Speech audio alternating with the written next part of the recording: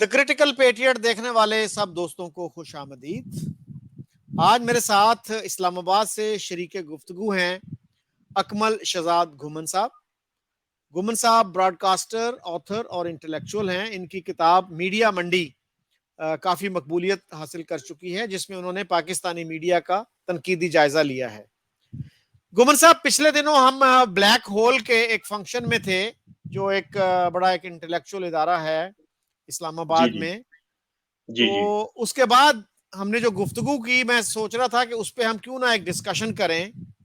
तो आपने इस बात को अप्रिशिएट किया कि पाकिस्तान में बहुत से ऐसे व्लॉगर्स हैं, यूट्यूबर्स हैं जो पाकिस्तान की फॉरेन पॉलिसी का, पाकिस्तान की इंटरनल पॉलिसी का तनकीदी जायजा लेते हैं। बिल्कुल ठीक। लेकिन उस पे जो है बहुत सारे हमारे जो मुहिब्बे वतन लोग हैं, with in quotation marks, patriotic Pakistanis उनको कह लीजिए, तो वो बहुत बुरा मानते हैं इस बात का। मेरे उस पे तबसरा भी कभी कभी का आके करते हैं, तो वो कोई आर्ग्यूमेंट नहीं देते, सिर्फ ये कहते हैं जी कि आप पाकिस्तान के खिलाफ बात कर रहे हैं। तो मैं उनको इनवाइट करता हूं, मैं डिलीट नहीं करता उनके कमेंट्स जब तक कि कोई बहुत अब्यूसिव ना हो। तो वो उनका आर्गुमेंट यही होता है कि आप जो है वो पाकिस्तान के खिलाफ बात कर रहे हैं। और यहाँ पे मैं एक और बात भी करना चाह रहा हूँ घुमन साहब, कि बहुत सारे मेरे जो व्यूअर्स हैं वो कुछ अब्यूसिव कमेंट्स करते हैं। भाई, अगर आपको डिसएग्रीमेंट है तो क्या हुआ, आप मुहज्जब तरीके से भी तो डिसएग्रीमेंट कर सकते हैं ना। वो जो कहते हैं ना, the art of disagreeing without being disagreeable. अब कुछ इंडियन दोस्त हैं, वो मुझे कहते हैं कि जी इस बंदे को आपने क्यों बुला लिया। तो मैं उनसे ये कहना चाहता हूं कि क्या आप सिर्फ उन लोगों को सुनना चाहते हैं जो आपसे एग्री करते हैं? तो फिर तो you will not here representative opinion of Pakistanis. अगर गुडी गुडी बातें करने वालों ही को बुलाऊं तो फिर आप ये कहेंगे कि they don't represent the real Pakistani opinion.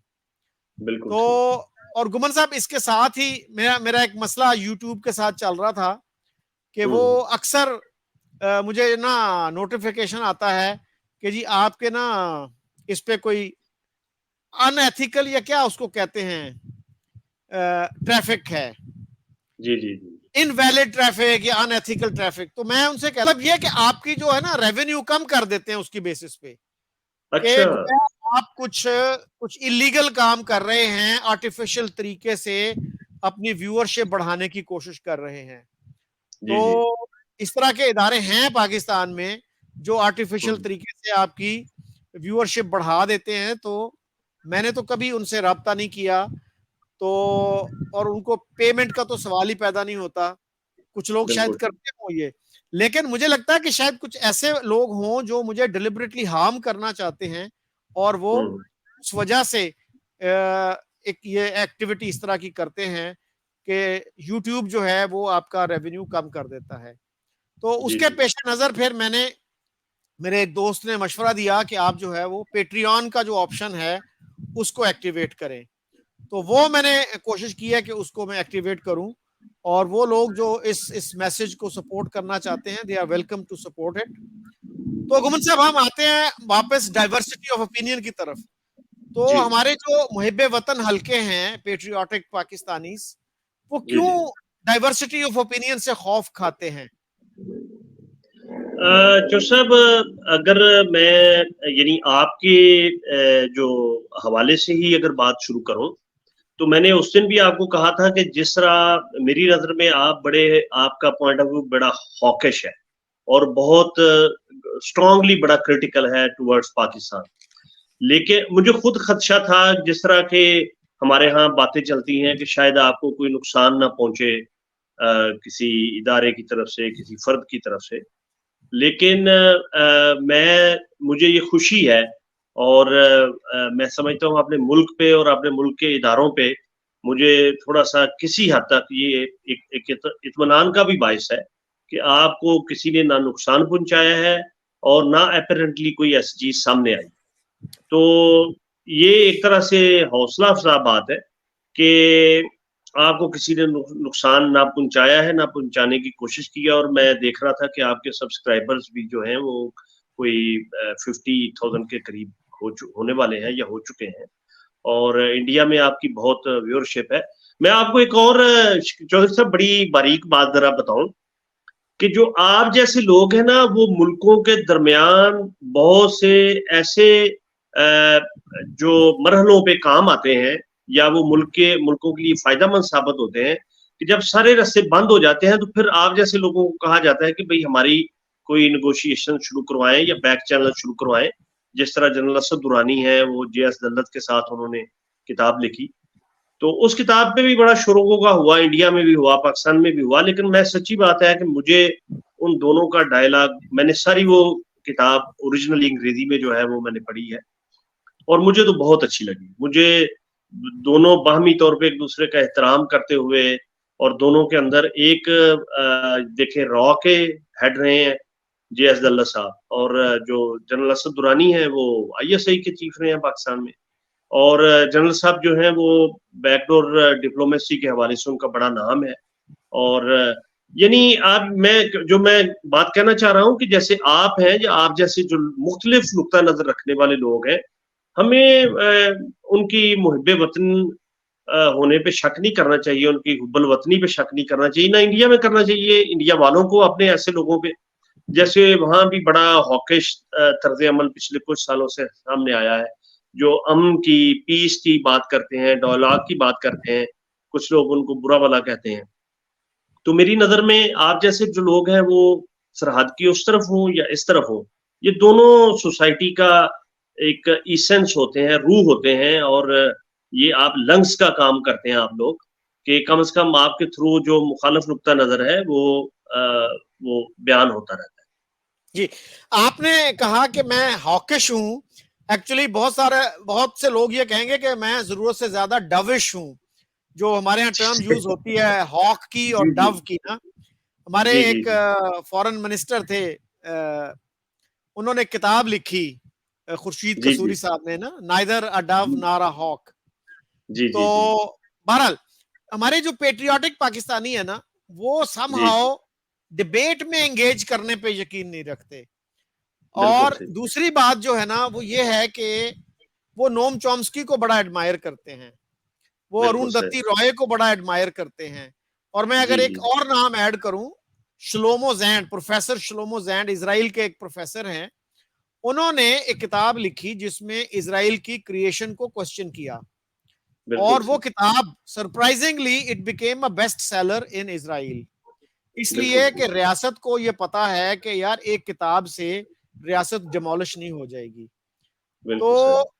इसी तरह एक अखबार है वहां पे, हारीट्स नामी, जी HAARETZ, इसका मतलब है जी धरती, द लैंड। तो वो जो अखबार है वो बहुत ही एंटी स्टैब्लिशमेंट, बहुत से लोग कहेंगे एंटी इजराइल अखबार है, जो हम्म, इजरायली पॉलिसियों पे, ह्यूमन राइट्स की वायलेशंस पे बहुत ज्यादा रिपोर्टिंग करता है। और राइट विंग के लोग और पेट्रियाटिक इजरायली जो हैं वो कतन पसंद नहीं करते इसको। लेकिन बिल्कुल ठीक। कभी ये नहीं हुआ कि उस अखबार को बंद कर दिया गया हो, या उसके किसी रिपोर्टर को या एडिटर को जो है वो उठा लिया गया हो। तो ये बात जो है वो इसराइल की सपोर्ट में जाती है। वो कह सकते हैं जी देखें हमारे यहाँ इतनी फ्रीडम ऑफ एक्सप्रेशन है कि हमारे यहाँ हारीट्स जैसा अखबार भी मौजूद है।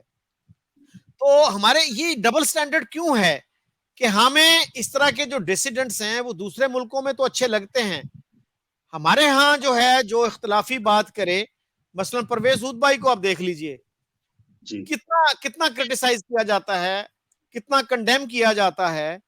और आसमा जहांगीर के बारे में भी इसी तरह की लैंग्वेज यूज की जाती थी। जी तो जी। ये क्यों है डबल स्टैंडर्ड? ये दुनिया भर में ऐसा है कि थोड़ा सा, ये इसका बाद में थोड़ा तफसील के साथ देना चाहूंगा। देखिए, जो अपने मुल्क में ही मुखालिफ नुक्ता नज़र के लोग होते हैं, या अखबारात होते हैं, या मीडिया ग्रुप्स होते हैं, बाज़ औक़ात उनको जो मुल्की इदारे हैं वो भी उनसे नज़रअंदाज उनको करते हैं, ताकि भाई वो समझते हैं कि एक मुल्क का इमेज ये जाए, सोसाइटी का इंप्रेशन ये जाए कि जी यहाँ मुखालिफ नुक्ता नज़र को भी बयान करने की आज़ादी है। तो जैसा आपने वो इसराइली अखबार का नाम लिया, जैसे अरुणधति राय है इंडिया में, या परवेज हुड भाई पाकिस्तान में हैं, और आसमा जहांगीर साहबा थी, या और कुछ लोग अब भी हैं जो जैसे आप हैं, आप सोशल मीडिया पे हैं, और बहुत से लोग हैं जो खुल खिला के मुख्तलिफ जो हमारी सिक्योरिटी पॉलिसीज हैं उन पे बात करते हैं। मेरा दाती ये ख्याल है कि देखें, परवेज हुड भाई साहब अपने इदारे ब्लैक होल से वो तकरीबन 3-4 प्रोग्राम एक हफ्ते में करते हैं, या 2 समझ लें। और मैंने खुद उनका इंटरव्यू किया है, बड़ी सख्त बातें उन्होंने की, बड़ी ओपन बातें की, और मैंने सवाल किया। उन्होंने कहा कि मुझे कभी आज तक किसी ने कोई नुकसान नहीं पहुंचाया। कोई लोग बातें बातें तो करते हैं, तो ये उनका हक है, बातें करते रहे। अच्छा, ये जो सिर्फ पाकिस्तान में ये प्रॉब्लम नहीं है। आप जैसे देखें कि वहां जो इंडिया में एक जमाने में बहुत ज्यादा ऐसी जो डिफरेंट वॉइसेस थी वो थी, जो इख्तलाफ करने वाली थी, जैसे बरखा दत्त है और बहुत से जर्नलिस्ट हैं जो बड़े बैलेंस्ड। लेकिन कुछ सालों से वहां भी एक अजीबोगरीब किस्म का फिनोमेना पैदा हुआ है कि जी आपने मुखालिफ नुक्ता नजर को बिल्कुल बर्दाश्त नहीं करा, और उन्होंने एक टेक्निकल यानी हेल्प ली टेक्निकली उसको। मैं तो चूंकि प्रोडक्शन का आदमी हूँ, तो मुझे ये समझ आया कि वो किस तरह, वो जो बड़े हॉकिश हैं उनके गोस्वामी साहब, तो वो ये करते हैं कि जो ही स्टूडियो में बैठे होते हैं ना, तो फर्क नहीं उन्होंने आपको लाइन पे लिया हुआ है या मुझे लिया हुआ है, तो अपनी आवाज को वो लाउड कर देंगे, और अगला जो जाहिर है जो लाइन पे बैठा हुआ है वो उसको दबा देंगे। जैसे आप पैनल पे अभी बैठे हुए हैं, तो फर्ज करें आप मेरी आवाज म्यूट करके, तो आप कहेंगे ये नहीं हो सकता, देखिए मैं पाकिस्तान पे कोई बात नहीं सुनना चाहता, इस धरती के लिए मेरे बड़ों ने कुर्बानियां दी हैं। क्या बात, मतलब मुझे जाती तौर पे मैं बिल्कुल भी इस नुक्ता नजर का हामी नहीं हूं। मैं समझता हूं कि अगर आप मुझसे सख्त से सख्त बात भी करें, तो मुझे दलील के साथ, आर्गुमेंट के साथ बात करनी चाहिए, और इस तरीके से हम, मेरा जाती ये ख्याल है कि हम अपनी बात को बेहतर अंदाज में कर सकते हैं। और अगर चौसा, मैं अगर ईमानदारी से आपको बताऊं कि देखें, मेरी एक ना बांग्लादेशी यूट्यूब पे मैंने कोई गालबन किसी मेरी वीडियो पे कमेंट आया, तो वो मेरी उनसे बात हुई। उन्होंने कहा कि मेरी इस वक्त 75 साल उम्र है और मैं रिटायर्ड टीचर हूँ। तो उन्होंने कहा कि हम मुसलमान होने का रिसर्च, चले उन्होंने कोई उसकी खास बात नहीं की, लेकिन उन्होंने कहा कि हमारा एक जमाने में हम दोनों पाकिस्तानी थे, यानी 71 से पहले। कहने का मतलब ये है कि अगर हम कोई बेहतरी की तरफ जाएं, कोई पॉजिटिव सोचें, इंसानों की बेहतरी के लिए सोचें, तो हम कोई ना कोई कॉमन ग्राउंड अपने लिए ढूंढ लेते हैं।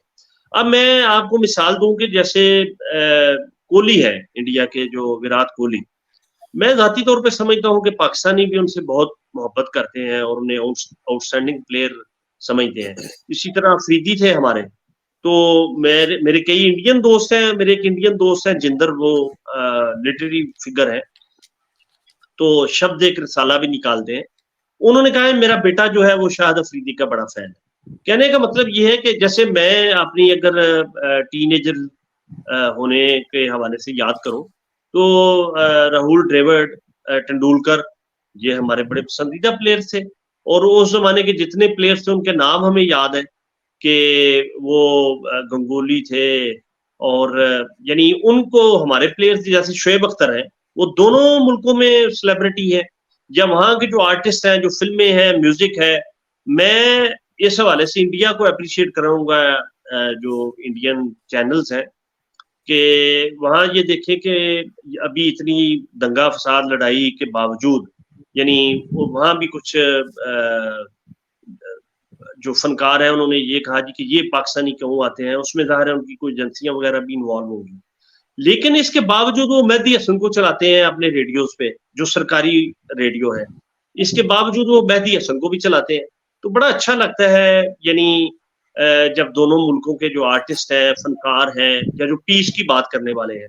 मेरा जाती ये ख्याल है कि हम दोनों मुल्कों की बेहतरी इसमें है कि हम ये आपस में लड़ने की बजाय को बेहतरी, और खासतौर पे दानश्वरों पे, या सोचने समझने वाले लोगों पे, लिखने पढ़ने वाले लोगों पे, उन पे बहुत ये जिम्मेदारी, भारी जिम्मेदारी आयद होती है कि वो बेहतरी की तरफ जाएं। वो अगर वो भी आम बंदों की तरह गालम गलोच करेंगे, एक दूसरे को बुरा भला कहेंगे, इलॉजिकली, लॉजिकली आप बुरा कहें एक दूसरे की, स्टेट की, रियासत की पॉलिसीज को, जहां गलत है आप गलत कहें, आप पे कोई पाबंदी नहीं, कोई जरूरी नहीं है कि इंडिया वाले जो हमारी हर पॉलिसी है उसको कहें कि जी हम बहुत अच्छा कर रहे हैं और इंडिया वाले बुरा कर रहे हैं, या हम कहें कि जी सब कुछ इंडिया बुरा करता है। तो जब दो फरीकों में मुखालफत होती है तो गलतियां दोनों तरफ से होती हैं, और पॉजिटिविटी भी दोनों तरफ से होती है। जब फिर अदम इत्मीनान होता है, जैसे दो दोस्तों के दरमियान ताल्लुक खराब हो जाए, दो अफराद के दरमियान हो जाए, तो फिर उसमें बहुत सी आपको लेम एक्सक्यूजेज मिल जाते हैं एक दूसरे की मुखालफत करने के लिए।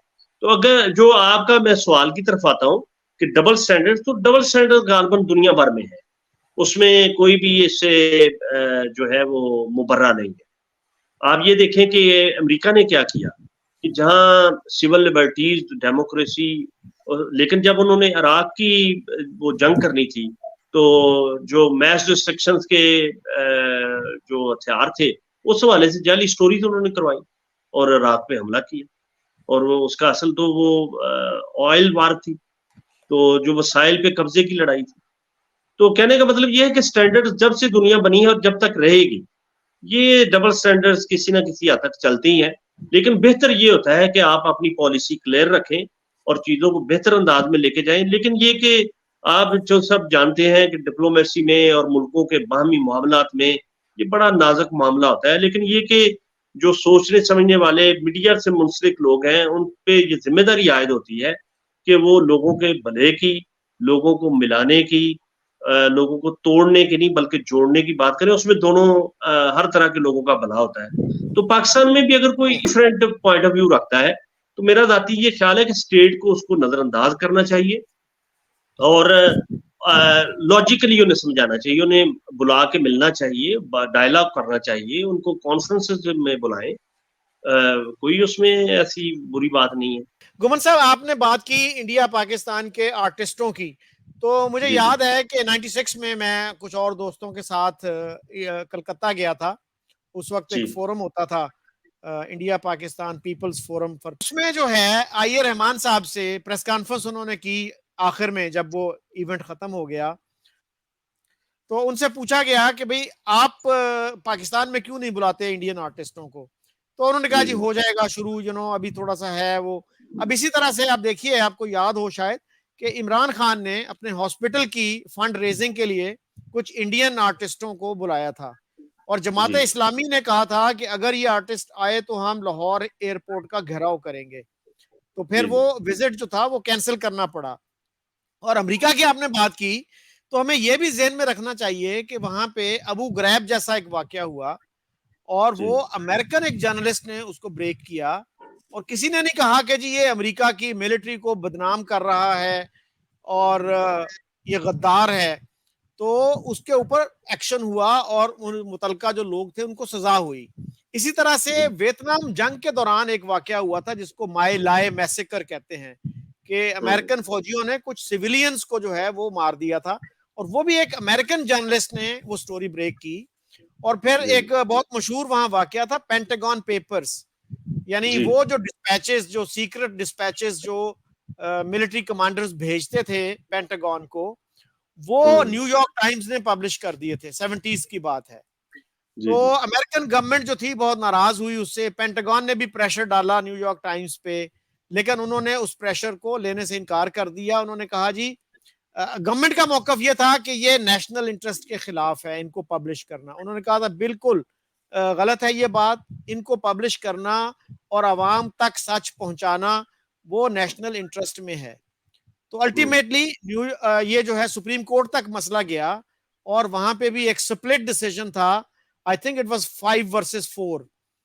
तो हम्म, वरना न्यूयॉर्क टाइम्स जैसा अखबार जो है वो शायद खत्म हो जाता अगर सुप्रीम कोर्ट उसके खिलाफ फैसला दे देती। तो जी हमारे यहाँ अनफॉर्चुनेटली इस तरह की मिसालें नहीं मिलती। 71 में हम्म, आप देखिए कि जी जी हमने जिसने भी डिसेंट की, जिसने भी इख्तलाफ किया, उसको हमने कहा कि ये गद्दार है। यानी इतना हम्म, ज्यादा वो था, एक क्लाइमेट ऑफ ओपिनियन इतना होस्टाइल था कि आईए रहमान कहा करते थे कि हमने एक सिग्नेचर कैंपेन शुरू की, बड़ी हार्मलेस सिग्नेचर कैंपेन थी कि भाई ये एक पॉलिटिकल इशू है और इसको पॉलिटिकल तरीके से हल किया जाए। तो जी उस पे कहता है हमें लाहौर जैसे शहर में 50 लोग नहीं मिले थे जो विलिंग होते उस पे साइन करने के लिए। तो ये भी एक हमारा मसला है ना, कि हमारा मिजाज जो है ना वो काफी जारहाना होता है, और क्लाइमेट ऑफ ओपिनियन जो था वो क्रश इंडिया की कैंपेन चली हुई थी, और हमने ये नहीं सोचा कि यार ये बंगालियों का हक है, वो इलेक्शन जीत गए हैं, हमें पावर उनको देनी चाहिए। आज भी हमारी जो टेक्स्ट बुक्स हैं वो दो फिक्रों में इसको एक्सप्लेन अवे कर देती हैं कि जी एक साजिश हुई और मशरकी पाकिस्तान अलहदा हो गया। तो आज भी हम जो है we are not willing to own up to our mistakes. ये एक हमारा प्रॉब्लम है जिस पे हमें सीरियसली गौर करना चाहिए। जो थिंकिंग सेक्शंस हैं, सोचने समझने वाले पाकिस्तानी हैं, उनको गौर करना चाहिए कि हम अपने एक्शंस की जिम्मेदारी क्यों नहीं लेते, हम हर वक्त साजिश पे क्यों डाल देते हैं उसको। जो सब जो मैंने कहा ना हाकिश, आपको आपके बारे में, आप मेरे दोस्त हैं तो मुझे पता है कि आप खुद कितने लिबरल हैं और जो है वो कितनी रोशन ख्याली के हामिल हैं। तो कहने का मतलब ये है कि आप मुड़ तुड़ के सवाल को उस तरफ ले जाते हैं कि जी हम ये हम अपनी खामियों की तरफ, और ये इसमें कोई शक दो रहे है ही नहीं। मैंने पिछले दिनों में एक आर्टिकल लिखा था ये 65 की वार के हवाले से, और मैंने उसमें इंडिया का भी पॉइंट ऑफ व्यू दिया कि हमने जिब्राल्टर का पहले ऑपरेशन किया, और मैंने कहा कि लेकिन हमें तो जो हमारा सरकारी नैरेटिव है वो तो यही है कि दुश्मन ने रात के अंधेरे में हम पर हमला कर दिया। तो मैंने कहा कि 65 की जंग के हवाले से तो हमें हमारी किताबें हम यौम दिफा के तौर पे मनाते हैं और बड़ी सेलिब्रेशंस करते हैं हमारे बड़े, लेकिन ये जो 71 की जंग है वो बिल्कुल गोल कर दी गई है। वो तो हमें खुद जब बड़े हुए तारीख पढ़ी तो फिर पता चला भाई वो हमारे साथ क्या हाथ हुआ था। सो कहने का मतलब ये है कि अपनी गलतियां तस्लीम करने से, और अपनी देखिए अगर ये हमारी जो पॉलिटिकल या उस वक्त की फौजी क़यादत थी, अगर वो जुर्रत से और होशमंदी से काम लेती तो बांग्लादेश को एक कन्फेडरेशन की शक्ल में या उनको लिबर्टीज देने में कोई हर्ज नहीं था। उनका ये हक बनता था कि अगर वो इलेक्शन जीते हैं तो उनको जो है वो हक दिया जाए हुकूमत का। मेरा तो देखिए इस पे काफी काम है। मैंने जो ईस्ट पाकिस्तान या बांग्लादेश जो बाद में 71 में बन गया, मैंने उस पे काफी पढ़ा है, और मेरा तो ये मैंने मजीद नज़ामी साहब से ये सवाल किया था, जैसे आप मेरी किताब में भी पढ़ चुके हैं, कि असल जो तहरीक पाकिस्तान का जोर था, मतलब आपका उसका ये बंगाल में अखबार जाता था ना वक्त। और दूसरी बात ये है कि मैं अब भी ये समझता हूँ कि जो पॉलिटिकल सियासी शौर है वो बलूचिस्तान में, सिंध में, और बड़ी हद तक खैबर पख्तूनख्वा में भी पंजाब से ज्यादा है। तो कहने का मतलब ये है कि जो भी महरूम इलाके हैं वो किसी भी मुल्क के हों, तो अगर उनको साथ लेके चला जाए और अगर रियलिटी लोगों के सामने रखी जाए, तारीख को सही ठीक और सही तरीके से पढ़ाया जाए, तो मेरा ज़ाती ये ख्याल है कि उसमें कोई ना बेवतनी बोलवतनी में फ़र्क पड़ता है और ना आपके पैट्रियाट होने में कोई फ़र्क पड़ता है। तो उससे कोई फ़र्क नहीं पड़ता, बल्कि हमें अपनी गलतियों से जब तक हम सीखेंगे नहीं, हम आगे बढ़ ही नहीं सकते और हम पीछे की तरफ ही जाएँगे। तो कहने का मतलब ये है कि साजिश का जो चूरन है वो कोई भी मुल्क चलाए, पाकिस्तान चलाए, इंडिया चलाए या कोई भी चलाए, ये ज़्यादा देर नहीं चलता। लोग जो है वो बहुत समझदार हैं और चीज़ों को समझते हैं।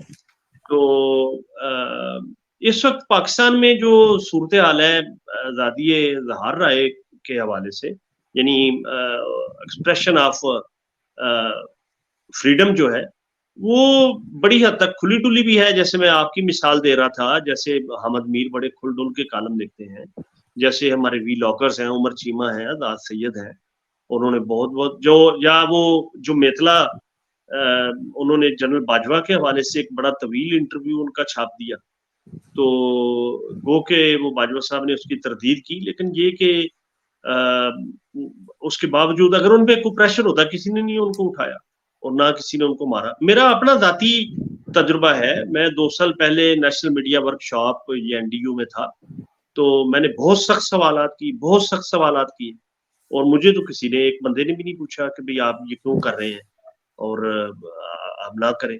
मेरा जाती ये ख्याल है कि जो वॉलंटियर का नुक्ता नजर है ना, मैं तो उसका कायल हूँ, या जैसे डॉक्टर मुबारक अली, कि आप बात करने का भी तरीका हो, आपकी बात से ये ना लगे कि आप मुल्क के दुश्मन हैं या आपका मुल्क का नुकसान करना चाहते हैं। मैं जो सब आप सबसे बड़ी आप मिसाल है। आप बताएं ना कैमरे पे कि आपको कभी किसी ने फोन किया हो, कभी थ्रेट किया हो, या किसी ने आपको कभी किसी ने कुछ कहा है आपको? जी, I haven't, to be fair, I haven't yet received any threats.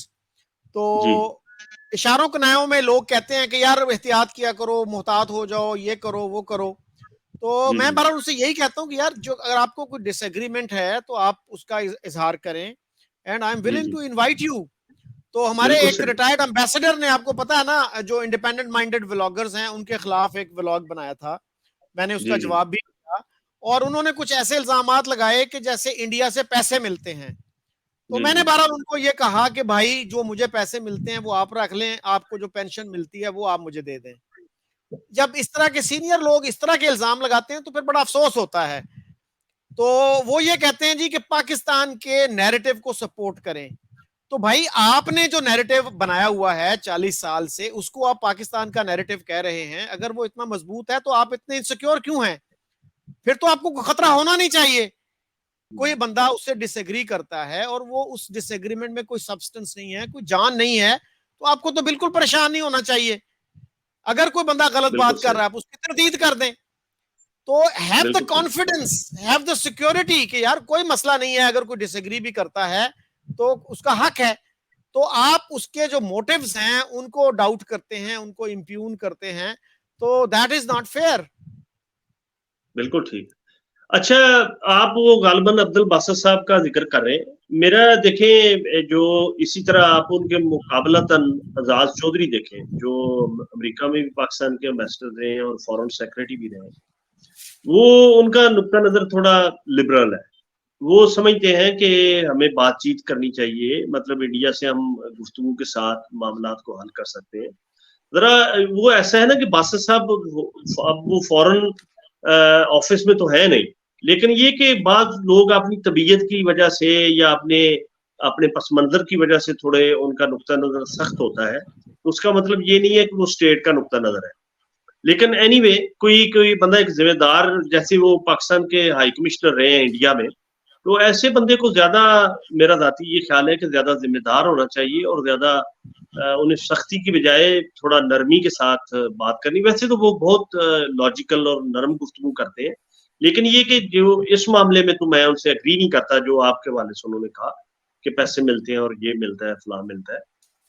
तो यानी मेरा जाती ये ख्याल है कि ये जो डिप्लोमेसी और मुल्कों के बाहमी मामलात होते हैं, इनमें थोड़ी एहतियात की जरूरत होती है। थोड़ा यानी आप बहुत आपका आप चढ़ चढ़ के ना बोले तो वो ज्यादा बेहतर होता है, मेरा जाती ये ख्याल।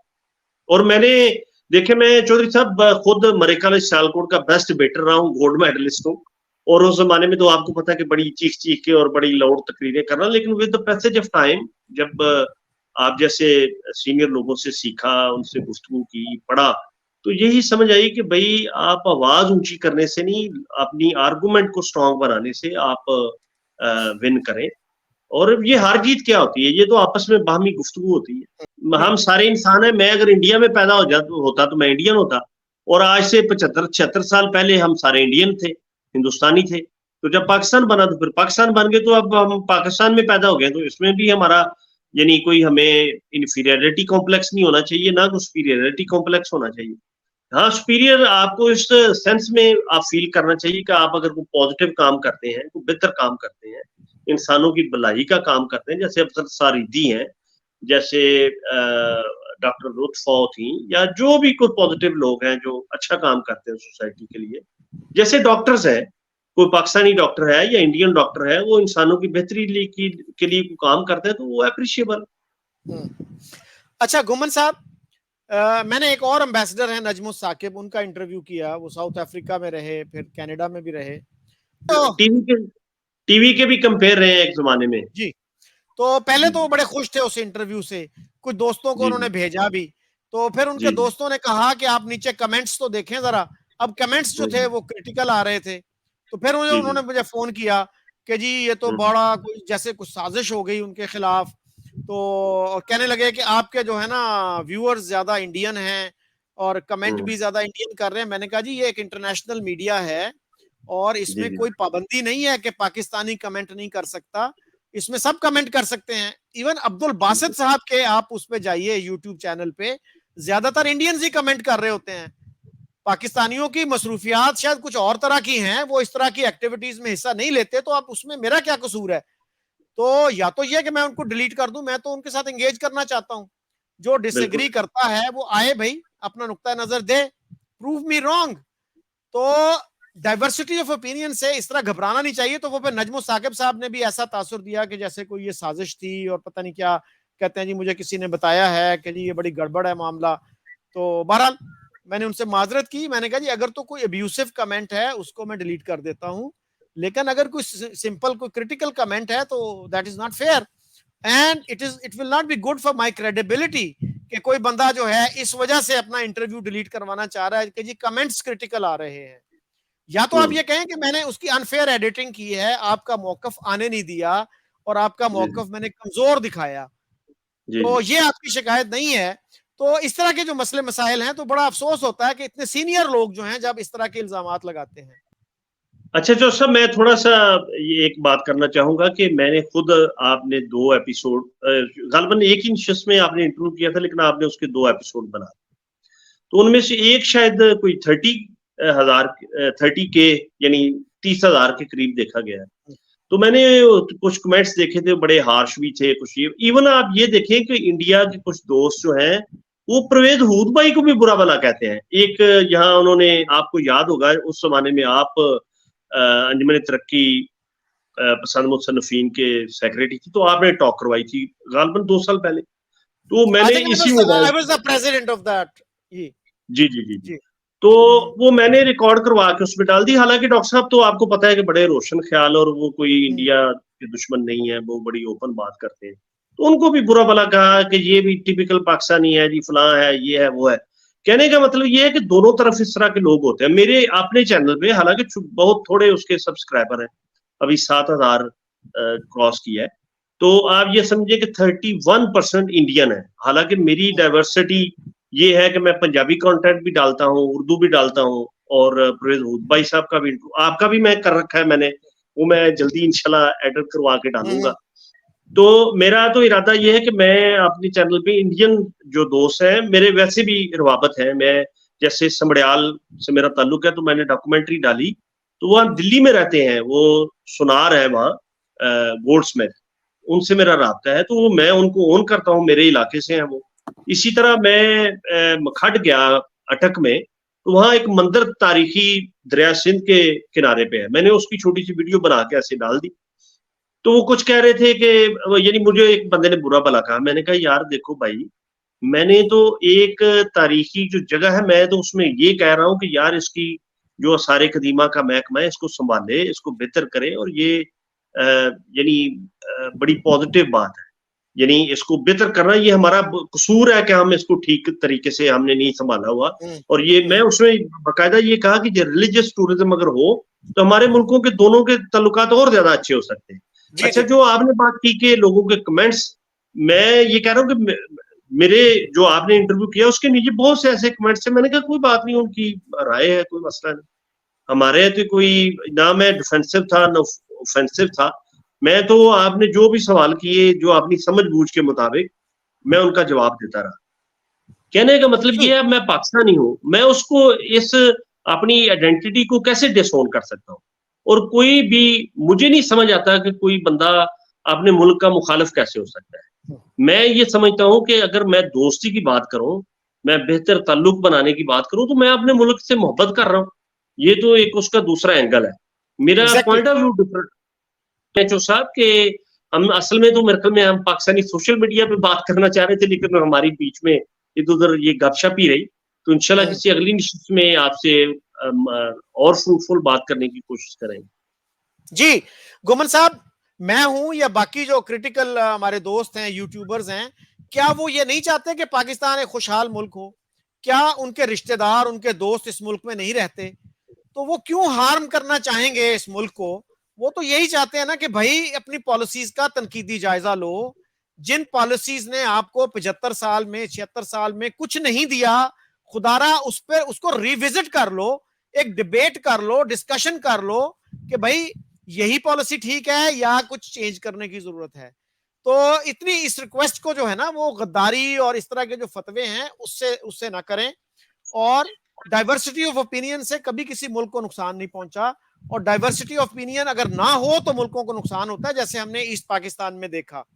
तो सब एक मैं कंक्लूडिंग रिमार्क देना चाहूंगा, वो ये है कि देखें, कोई भी फर्द अपनी धरती, अपने मुल्क से प्यार करे, वो कोई इंडियन हो, बांग्लादेशी हो, पाकिस्तानी हो, अमेरिकन हो, वो एप्रिशिएबल है। और अगर कोई तनकीद करता है अपने मुल्क की पॉलिसीज पे, तो वो भी गद्दार नहीं है, वो उसका हक है, वो उसका ओपिनियन है, वो हमारा को अपना हो या दूसरे मुल्क का हो। मेरा जाती ये ख्याल है कि जो खासतौर पे लिखने पढ़ने वाले लोग हैं, जो मीडिया के लोग हैं, उन्हें अपना नुक्ता नजर बैलेंस रखना चाहिए, ठीक को ठीक और गलत को गलत कहना चाहिए। और उनकी गलत, मेरी राय या किसी और की राय गलत हो सकती है, लेकिन ये कि हमारी इंटेंशन बुरी नहीं होनी चाहिए। दूसरी सरहद की दूसरी तरफ भी बसने वाले इंसान हैं, हम भी इंसान हैं, तो बहुत सी चीजें हमारे अपने बस में नहीं होती। तो पॉजिटिविटी जो है वो दुनिया का बेहतरीन टूल है for the betterment of the society. तो हमें एक दूसरे को गद्दार और बुरा भला कहने की बजाय पॉजिटिविटी की तरफ जाना चाहिए। जी बिल्कुल यही बात है, और यही जो कॉन्सेप्ट है ना क्रिटिकल पेट्रियटिज्म का, ये वही कॉन्सेप्ट है। ये जो कॉन्सेप्ट है ना हमारे यहाँ माई कंट्री राइट और रॉन्ग, वो एक गलत कॉन्सेप्ट है। अगर आपका मुल्क सही है तो आपको सपोर्ट करना चाहिए, अगर आपका मुल्क गलत है तो आपको क्रिटिसाइज करना चाहिए, वरना जो है आप रिफॉर्म नहीं कर सकते, अपना कोर्स करेक्शन नहीं कर सकते। नहीं, दूसरा मैं यहाँ एक और बात करना चाहता हूँ। मैं 2018 में सऊदी अरब गया। आप यकीन जाने कि अब वो मोहम्मद बिन सलमान का बयान भी आया ना जी, कि हम सऊदी अरब जो थे एक्सट्रीमिज्म को, रिलीजियस एक्सट्रीमिज्म को इस्तेमाल करते रहे हैं। और मैं तो एक अंग्रेजी में उनका मजमून पढ़ के हैरान रह गया कि उन्होंने हदीस के हवाले से कहा कि जो कुरान के मुताबिक नहीं वो कैसे ठीक हो सकती है। सो कहने का मतलब ये है कि जिस तरह वो एक बड़ा मॉडर्न शहर वहां बसा रहे हैं, वहां इंडियन भी बेतहाशा रहते हैं, बांग्लादेशी भी रहते हैं, बाहर के लोग, यूरोपियन, अमेरिकन, सारी दुनिया रहती है। तो वो हमारा रिलीजियस एक किस्म का लीडर है, एक किस्म का क्या है बल्कि है ही लीडर। तो अगर वो प्रोग्रेस की तरफ, लिबरलिज्म की तरफ सोच सकते हैं, औरतें वहां ड्राइव कर रही हैं, वो मैच देखती हैं, फुटबॉल का उन्होंने वर्ल्ड कप में एक मैच जीता जो कि बड़ी एक पॉजिटिव बात थी उनके लिए, तो वो वर्ल्ड कप जीतना था। तो अगर देखें, मुल्कों की पॉलिसीज चेंज होती रहती हैं। देखें, इंडिया में थोड़ा सा जो हमारे दोस्त आजकल बहुत कुछ फनेटिक हुए हैं किसी हद तक, वहां बहुत अच्छे लोग हैं, हम उन्हें अप्रिशिएट करते हैं। और जो दोस्त हमारे बड़े गुस्से में हैं हमारे हवाले से, जो आपने आर्टिस्टों की भी बात की, चूंकि इंडिया एक बड़ी मार्केट है, वहाँ बहुत अच्छा काम भी होता है, दरमियाना भी होता है, बुरा भी होता है। हमारे यहाँ चूंकि काम कम होता है, अदरवाइज तो यहाँ के लोग, आप कहते हैं ना कि पाकिस्तानी क्रिटिकल पैट्रियाट आपका प्रोग्राम नहीं देखते। वो देखिए कि जो इंडियन ड्रामे देखते हैं, मैं खुद नेटफ्लिक्स पे बहुत उनका काम देखता हूँ, आज भी मैंने देखा है। और जो इंडियन आर्टिस्ट हैं उनके इंटरव्यूज, उनके शॉर्ट्स, मीम्स, सब कुछ, किसी बच्चे से आप पूछ लें, किसी इंडियन एक्ट्रेस या एक्टर का नाम या उसका काम, सब लोगों को जानते हैं लोग। So thank you very much घुमन साहब। मैं दोबारा अपने जो है नाजरीन से, अपने व्यूअर से ये रिक्वेस्ट करूंगा कि जब भी कमेंट करें तो इस चीज को जहन में रखें कि अगर आप बहुत ज्यादा हार्श क्रिटिसिज्म करेंगे तो वो मेहमान फिर दोबारा नहीं आता। तो डिफरेंस ऑफ ओपिनियन को बर्दाश्त करें और learn the art of disagreeing without being disagreeable. Joseph, मैं दोबारा भी आऊंगा, जितना मर्जी क्रिटिसिज्म करें, जो उनके दिल में आए वो बात करें, हम इंशाल्लाह आर्गुमेंट से बात करेंगे, हमारा कोई भी दुश्मन नहीं है, ना हम किसी के दुश्मन है। चले, thank you. Thank you very much.